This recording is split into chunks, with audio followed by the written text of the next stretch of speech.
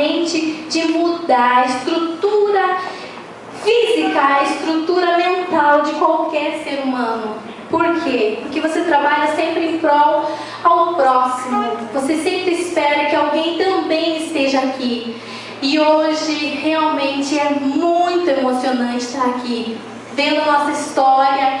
Quando a gente iniciou esse trabalho, igual diz a Vanusa, a nossa primeira reunião, nossa primeira AO caseira, a gente nem sabia, nem tinha orientações de como seria.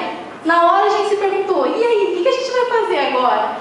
Nós não sabíamos, nós não tínhamos informação. Mas hoje vocês têm acesso a todo e qualquer tipo de informação. Basta estar focado, estar direcionado, que cada um merece estar aqui nesse palco. Quero agradecer muito, muito, muito, muito a Deus, que proporcionou a gente realizar todos esses momentos grandiosos dentro dessa companhia. Quero agradecer ao meu esposo, que realmente ele acreditou muito que a gente conseguiria mudar, financeiramente falando, mudar nossas condições de vida. A gente merecia realmente conquistar algo a mais na nossa vida. Quero agradecer aos meus patrocinadores, Vanusa e Ezequiel. Vocês são os caras.